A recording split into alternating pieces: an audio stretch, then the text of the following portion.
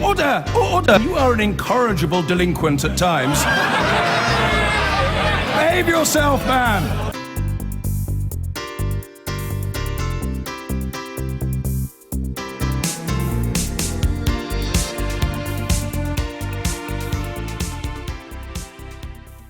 Earlier today, Newsnight exclusively revealed that a new Green Paper expected tomorrow is set to propose the opening of new grammar schools. The consultation document will also propose allowing further selection by faith and place requirements on universities and private schools to enhance social mobility. Our policy editor Chris Cook has had first sight of the paper, which, if it's made its way to law, would make selection a key factor in English education and a defining feature of Theresa May's leadership. Chris is with me now. Chris, this is a pretty big deal. It's a very big deal, and I think the way to think of it is as marking a moment when we sort of changed the government, if you like. It's been a shibboleth of Conservative modernisation since 2007 that grammar schools don't work, and they responded to academic evidence that kept saying grammar schools don't work. They're moving on from that. It's also very intrusive into the private lives of private schools, which is a big change. It's also intrusive into the universities. Again, a very big change. Theresa May and the universities don't get on all that well. And finally, it shows a lack of nervousness about the faith schools, which Michael Gove was always a little bit prone to. So anyway, here's my report. This week, the government confirmed its intention to open new grammar schools in England. Newsnight tonight, though, can reveal it's part of a four-pronged plan to improve social mobility. A plan that's certain to attract controversy, not least because of the research that's gone on into grammars. The evidence on grammar schools is pretty conclusive that they do not improve social mobility. If you're just looking at kids who are high attaining at primary school, about 40% of poor kids actually get into grammar schools compared to about 2/3 of other kids. So poor kids actually stand much less chance of getting into grammar school even when they're performing well at primary school. The test for the Prime Minister, she's thinking about the next generation of grammar schools, is how can you avoid that form of social selection, and in particular return to the bad old days when there was a great education for a few, excellent, and then a second-rate education for the many in secondary moderns. Newsnight has exclusively learned that the government's preferred way of opening new grammar schools without the old problems is to mandate them to take a fixed portion of their intake from more disadvantaged households. We've also learned that officials are working on ways of forcing universities and private schools to start sponsoring conventional state academies. And finally, the government wants to encourage new state religious schools by allowing faith groups to open schools that select all of their pupils on the basis of religion, not just 50%, as is the case for current new faith schools. The remaining grammars do still have fans, particularly in Kent. May I tell the Secretary of State that parents in Dover and Deal and Kent as a whole see grammar schools and faith-based schools as engines of opportunity and aspiration. So how good are Kent schools? Well, let's start off by drawing a graph showing school performance for the rest of England. This line here shows you the average grade attained in English, Maths and the 3 best GCSEs for children across England, starting with children living in the poorest neighbourhoods on the left through to the richest neighbourhoods on the far right. And what you can see is that line slopes upwards. So poorer children tend to always do worse than richer children. That's a big part of our social mobility problem in England. So how does Kent do? Well, we can draw the line in for Kent and Medway. And what you can see is that line, first of all, is below the line for the rest of England. So the school system is generally a bit lower performing. You can also see, though, that it's much steeper. So poor children are further behind in Kent than they are in the rest of England. The grammar advocates are right, though, that good comprehensives tend to be near expensive places to live. If you look at the earnings of people who grow up in grammar school areas compared to similar comprehensive areas, what you see is that if you're a top earner from a grammar school area, great, you're earning 10% more than a top earner from a comprehensive area. But for people at the bottom of the income distribution, if you're a low earner from a grammar school area, you're earning 35% less than a low earner from a comprehensive area. So it's making the rich richer and the poor poorer. So can we do any better? Well, this is footage from the admissions processes of popular US charter schools, where children are waiting to see if they get in. Each has a number in what we would call a tombola. 20. EV2044 accepted. I mean, lottery is not everyone's favorite way of doing things. Their favorite way would be to have their child go to their first choice school. But when schools are oversubscribed, you can't do that for everyone. So I think Americans think of lotteries as a procedurally fair way of allocating scarce resources. There are some less dramatic options, some already in use here, like fixing admissions so schools' intakes represent the broad local area, not the immediate neighbourhood. Big changes, but this is a big problem.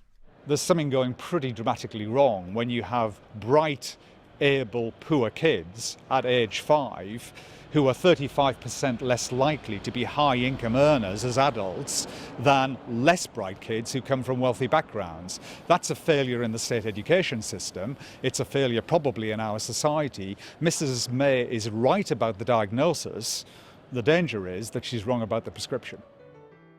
The next few weeks will be dominated by argument about whether new grammars are like the old, about the virtue of faith schools, and whether the government has the votes it needs to get its plans through Parliament. Chris Cook, well, we asked the government for an interview, but they declined. But we're now joined by Neil Carmichael, the Conservative Chair of the Education Select Committee.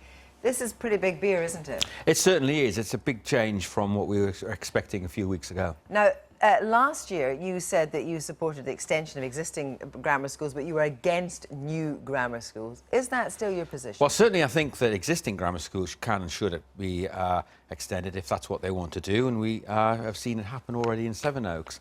I think the question is about scale and speed, and it's also about the fundamental issue of, is this going to help social mobility?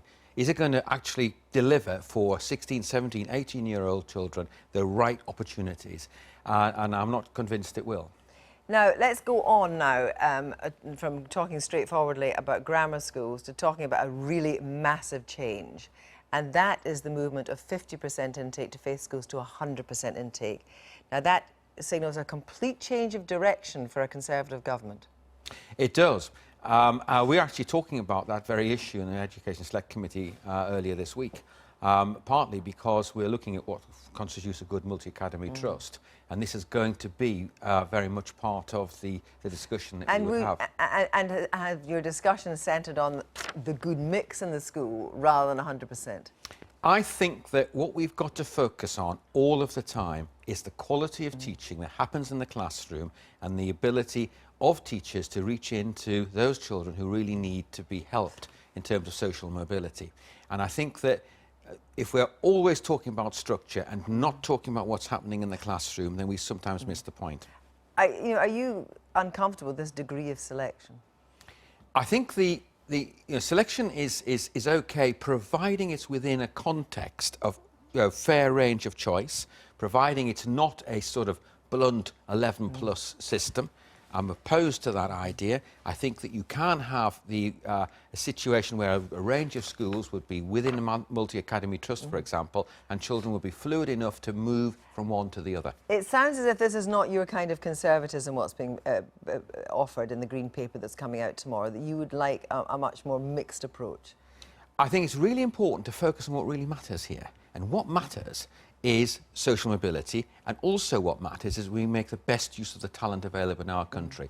This will become more and more important as we move closer and closer to leaving the European Union. Well, it seems that this is very much Theresa May's view of how she would like Conservative education to be prostituted. What do you believe in is her motivation for this?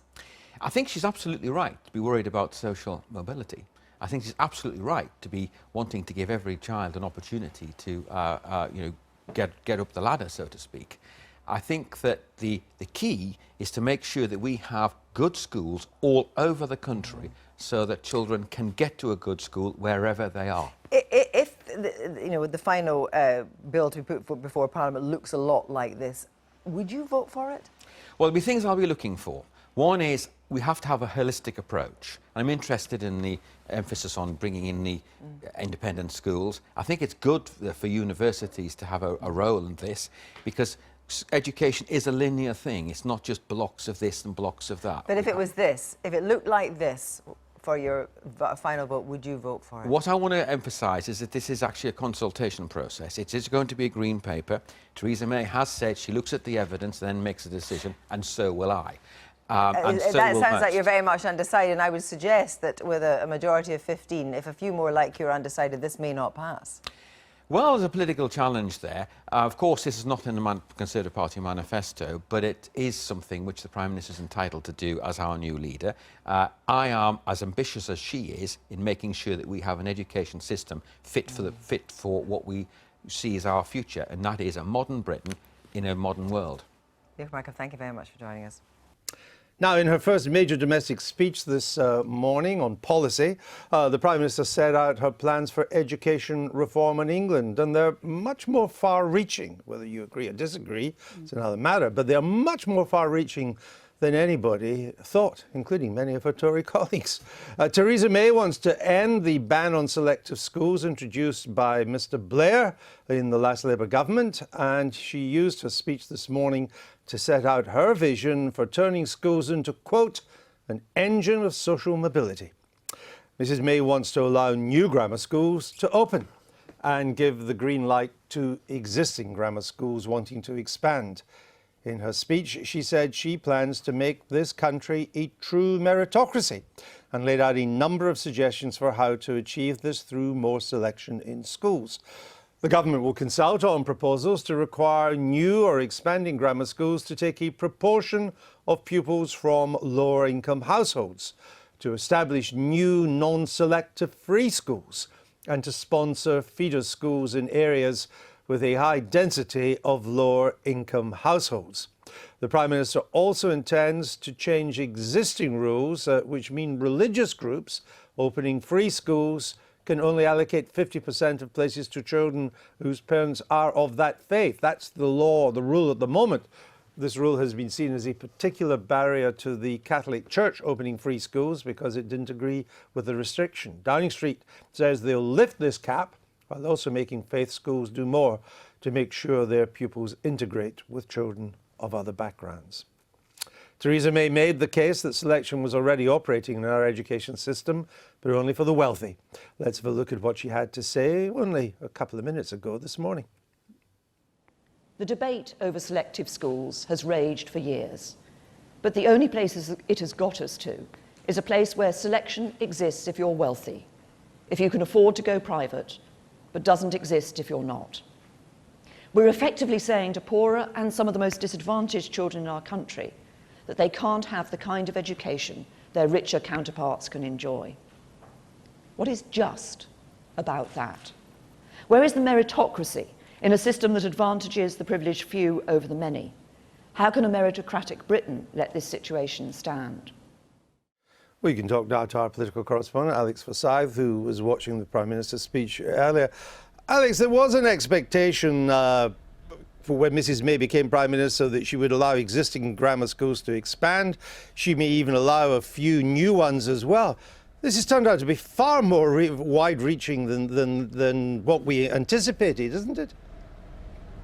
Yeah, it has. It's radical and it's bold, and bear in mind this is her first major domestic policy speech and she's really gone out all guns blazing. I think her own opinion about grammar schools has been clear for a while because she has grammar schools in her own constituency, and she wrote a blog a couple of years ago saying that she would encourage the expansion of a local grammar school. So it's no big surprise that she supports the concept of selective education, and we've heard rumours really since she took office about some sort of policy about allowing existing grammar schools to expand. But yeah, this is much bigger because on the grammar schools front, yes, expansion of existing ones, but also new ones opening. But it goes wider than that as well. It's talking about encouraging or allowing new faith school places and new Catholic schools to open, about universities and independent schools having to get involved and either set up or sponsor state schools as well. And I think the real message from Theresa May today was directly countering criticism about a return to the old binary system of the past, where you had grammar schools and then the secondary moderns, and it was very much felt that those who went to the grammar schools went on to flourish and those who didn't were left behind to languish. What she was trying to say today was that she wants to create this whole diverse school system where there is a range of options in every local area, so children can go to the best school for them, for their talents, for their skills, for their abilities. Of course, that's not going to counter all critics. Okay. We already know that the Labour Party, the Lib Dems are opposed to this, say that Sure. this is only going to entrench Let me ask you this, inequality, though, not solve it. Alex. Where do we go from here? There's a lot that still has to be fleshed out. By no means were all the questions answered this morning. There'll have to be a long period of consultation, I assume, as well. And will there have to be some legislation too? I mean, do we have any idea of the timetable? We know that we can expect further details on Monday when these proposals will be put before Parliament, so perhaps some more detail there. And we also know that Theresa May's approach traditionally is a fairly cautious one. She welcomes the idea of consultation, and I think what you're hearing is that this is a genuine consultation. This is her concept, her vision, her ideas, and then there will be a process of feedback and feeding into that before the definitive proposals come forward. But yeah, at some point this is going to have to get through Parliament, and we know because the opposition parties don't support the idea of selective education particularly. A number of Conservative MPs do like the idea of a return to grammar schools, but by no means all of them. Neil Carmichael, the chair of the Education Select Committee, has expressed some concern, some reservation about whether this really will help social mobility. So the test for Theresa May is twofold. It's not just convincing those in the education establishment, convincing voters and parents that this is the right thing, but also she'll have to get this through Parliament. All right. Alex, thank you very much for that. We'll be keeping across this. A big news story hitting the British political system now. In a moment, we're going to talk to the Schools Minister, Nick Gibb. But first, joining us from Salford is Labour's former Shadow Education Secretary, Lucy Powell. Welcome back to the Daily Politics, Lucy Powell. Is it your position, Labour's position, to be against all selection by ability? Selection is not a good thing, and that's what all the evidence shows us, that those who are most disadvantaged by a selective system are those from the poorest background, and that's why we will oppose this measure. We are opposed to selection, and we think this is a retrograde step, because the biggest challenge that our school system, our education system faces, it's the one it's faced for many, many years, is the long tail of underachievement. It's not what happens to the top 20% that do very well in our education system. It's the long tail of underachievement, and that gap was narrowing under the last Labour government. It started to widen again under this Conservative government, and introducing selection will take that gap wider still, because that's what all the evidence shows us, which is why the social mobilities are, the government's own social mobilities are, the Chief Inspector of Schools, the Chair of the Tory Education Select Committee, the Sutton Trust, the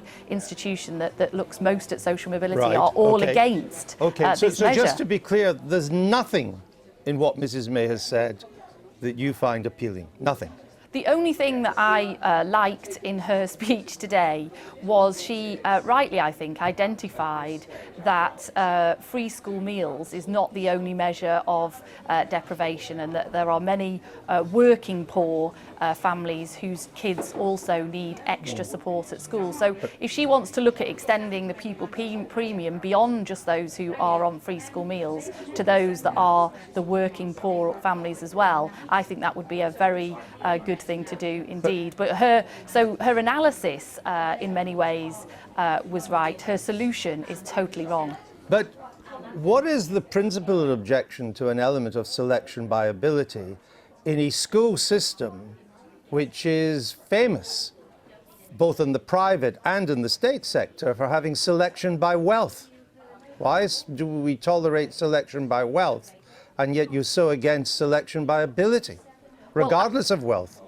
Well, I'm not for selection by wealth either. And but that's what happens. But that's what happens particularly with grammar schools, where private tuition and spending extra money on going to a private prep school or having private tuition is the single biggest. Hold on. Is the single biggest. No, it's not just the teller. grammar schools, though. Hold on. You take the 500 top comprehensives in England, the 500, only 7.6% of pupils going to these state schools are on free school meals, which is a decent enough proxy of poverty or poor background, whereas the national average is over 16%. So even the comprehensive system is selecting on wealth. Why would an element of selection on ability not be preferable? Well, look, first of all, obviously what we've got to aim towards, and this policy does nothing to get us towards that, is there is an outstanding school in every community. Yeah, but you have 13 years to do that. These are figures after 13 years. Let me just finish what I was about to say.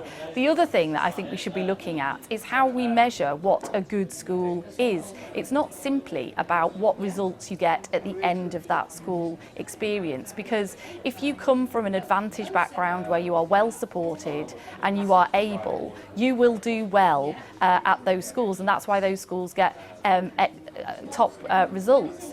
But the progress measure is what we should be judging a good school by. But my point to you, Lucy Powell, is that my point to you, Lucy Powell, which I'd like you to address as a final, because it's a really important issue, which is this: that we have substantial selection by wealth in our state system, in the state system.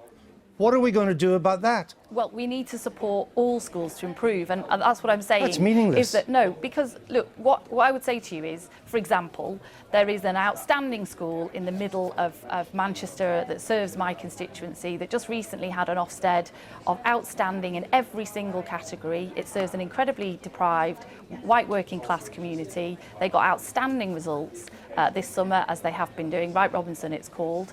It would not make the top 500 schools on your measure because you're looking simply at GCSE results at the end of the school system, but their progress, where they take their children from and where they get them to, is significantly better than some of the middle class comprehensive schools, certainly than many of the grammar schools, and actually in many cases many of the private schools as well. So I think if you flip how we look at these things, perhaps middle class parents choose middle class schools, but what we need are outstanding schools that are showing progress. All they right. are taking I'm going to have to stop you through. there because we need to move. I've got to speak to the schools minister, but I'm grateful for you, and of course I hope in the weeks ahead we'll have plenty more time to talk about this. Well, I know this is your pet subject and it's mine as well, so I'm sure we'll have that debate many times. We will both go through it together. Thank you, Lucy Powell. Well, let's move now to Nick Gibb, the Schools Minister, who joins us from outside the rather splendid premises where Mrs May made her speech. Nick Gibb, what's your electoral mandate to do this? In the manifesto, we said we wanted to increase the number of good school places, whether that's in a comprehensive or in a grammar school. And what this speech today was all about was creating more good school places. That's why we want the universities to help us establish good schools. We want the independent sector to help us establish more good school places. And we want the grammar schools to establish more good school places, whether that's by expanding or by establishing new grammar schools or by them establishing primary schools or non-selective schools. But the manifesto actually said we will allow all good schools to expand. It didn't say you were going to create new grammar schools. It didn't say you were going to allow selection of existing state schools to take place or to create new grammar schools in areas where there are already comprehensives. That's not in the manifesto. So again, where is your electoral mandate?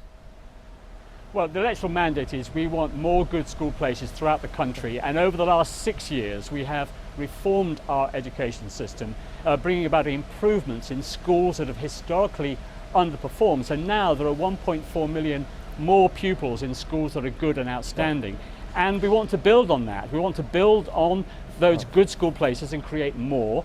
We want to build on the diversity of our school system and allow young people from poor backgrounds to have the same access to the kind of education that's historically only been available to those who can pay school fees or who can afford to move to areas that have outstanding schools. So there are already 183 grammar schools left. Why don't they help poor students?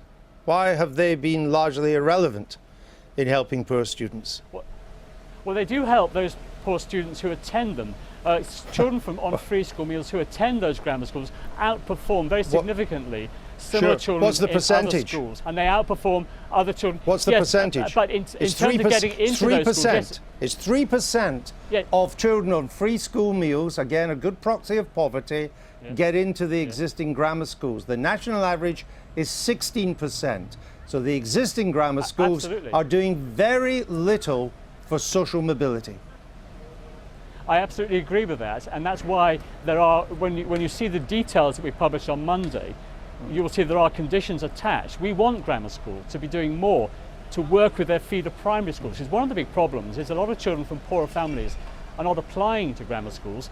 Some of the feeder primary schools are not giving those children the prior education they need to a sufficiently high standard to help them get into those grammar schools. So we want those issues addressed, and actually you can find grammar schools around the country that are working very hard to reach out to children from poorer families, and they are delivering that objective of getting more poor children into those grammar schools, and that's what we want to see throughout the school system. Let me ask you just some, rather than to argue with you or put contrary points, try and get some details from you. Who will decide if, to form a new grammar school? Well, to form a new grammar school? Well, that can be as now. The free school program is all about encouraging groups of teachers or parents or charitable foundations or existing outstanding or good schools. We do encourage them now. So free schools could become grammar schools, is that right? Free schools, existing ones and new free schools could become grammar schools. Yes, what this is about taking away a barrier to establishing good new schools. We're not talking about going back to a binary system of the 1950s and 60s. We have a very diverse education system now, where 80 or 85% of schools are good or outstanding. And we want to add an element of diversity so that we can be sure that poor children, bright poor children, are being given the same opportunities no matter where they live in the country. That children who live in Kent or Buckinghamshire or who can afford private education, we want poor children to have those same opportunities. That's what this is about. All right, well, and let me ask you this. If an existing comprehensive decides that a percentage of its intake will be selective on ability, does that make it a grammar school? That would make it what's called a bilateral school. So there are already a number of a partially selective school or a bilateral school. So these are schools that can already select between about 13% or 35% of their pupils on the basis of, for example, Watford Grammar School for boys and Watford Grammar School for girls. They are partially selective schools, and 75% of their pupils at those schools are a comprehensive intake. There are other schools around the country like that. So yes, we want to have a diverse system so that an academy can decide to select a smaller percentage of pupils. What sort of percentage are we looking at? If you're saying some schools, existing comprehensives, may be able to do some selection by ability, what sort of percentage are we looking at? Well, already there are schools like, as I said, Watford, like Ashlorn School, that select between, say, 12.5–15% of their pupils, up to about 25 or 35% already do so. There aren't that many of them, but that it is an existing historical type of school that does exist now. And what we are saying in the white paper, the green paper that we'll publish on Monday, is we want there to be more diversity in our school system so that we can make sure that every child from whatever background has the widest possible opportunity. I understand, Mr. Gibb, you've made that point. So I understand the aim of the policy. In fact, everybody has that aim. The question is always, the argument is the means. Is it your intention as selection spreads, with extending existing grammar schools, new grammar schools, and existing comprehensives allowed to do an element of selection, is it still your intention that this selection will be done primarily by the 11 plus and the spread of the 11 plus? Well, these are the kinds of details that we will be consulting on. Pretty big detail. After Monday, when we publish the green paper. This is a government that wants to consult widely on policy objectives, and those are the kinds of details. What we do want to be sure is the that 11 plus surely is not fit for purpose. Sorry to interrupt, Mr. Gibb, we're short of time. The 11 plus is surely not fit for purpose. as something that can determine pupils' futures at the age of 11 with a one winner-takes-all type of test. Now, what the Prime Minister spoke about today was allowing flexibility for new grammar schools so that they can enter the school later at 14, for example, or 16, as well as at age 11. We also want a process that doesn't allow people to tutor to get through that selection process. And there are grammar schools already, particularly in Kent, that are working on tutor-proof selection processes for those schools. Good luck with that.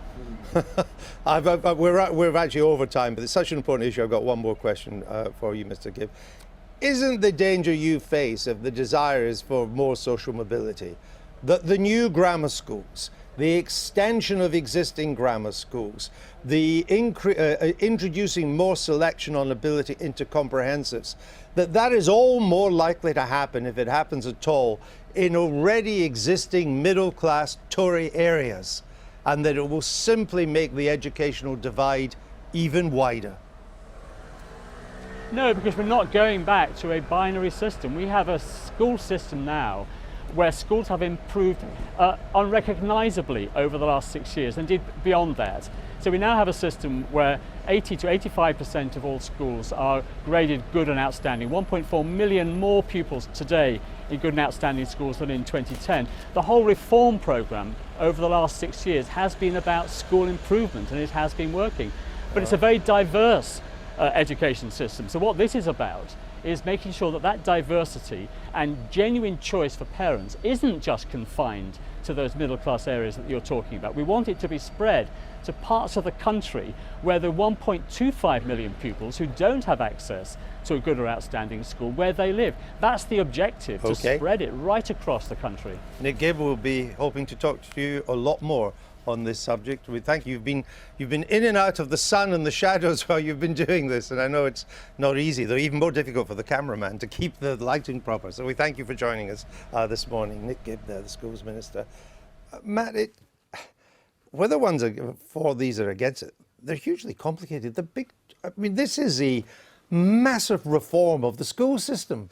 Almost you feel as if it's been done on the back of a fag packet. Well, there is that, and I think that the context matters, is that this is a way for Theresa May to set herself as being different from her predecessor, to rise above the Brexit debate and give a good Tory breakfast really to her backbenchers and really set herself as a traditional Tory.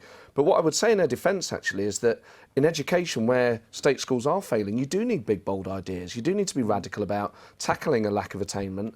And if I lived in an area and I had children and there was a good grammar school there, whatever I thought of it, I would try and get my child into it. Now, education's changed thanks to academies and free schools. We don't have, as Nick Gibb, I hate to agree with him, but he's right that it's not a binary system anymore. The educational field has changed, and if some level of selection can help raise standards for talented working class kids, I think all of us, left and right, have to be slightly more open-minded about it. So you were a bit disappointed in Lucy Powell's reaction to it, which was the traditional Labour reaction. Well, I think it was, and I think sadly the Labour Party at the moment is against even academies, which are a Labour achievement. I think Labour has entrenched itself in a pro-comprehensive system where actually a lot of the people who espouse it didn't go to comprehensives themselves. There's a scene in the original Batman movie when the Joker says to Batman, "Where did you get all these wonderful toys?" Where did Theresa May get all these ideas? She was Home Secretary. She's only been Prime Minister for a couple of months. Part of that time was walking the hills of Switzerland. Has she been secretly cooking all this up, or has she got an educational guru?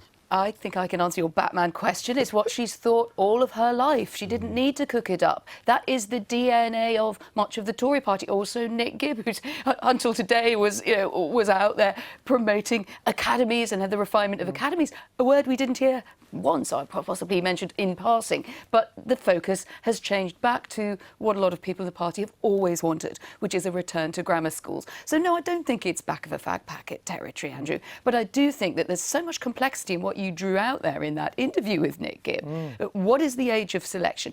What is the manner of selection? What is the manner? What is the age of selection? What is the impact, and this was not addressed at all, on the academies programme? We heard at the end there from Mr Gibb that school improvement was all going very well. But if it was going that well, why not simply tweak that? Have greater selection perhaps within the academies programme, 20 20% roughly is what a lot of them get away with at the moment, move that upwards. Why say that you're going to bring back a grammar school, which, as you pointed out, seems to require a moment when you sort the sheep from the goats? Okay. That will be the very divisive thing. Questions, questions, questions. We'll be seeking the answers in the days and the weeks ahead. I've been getting away with it.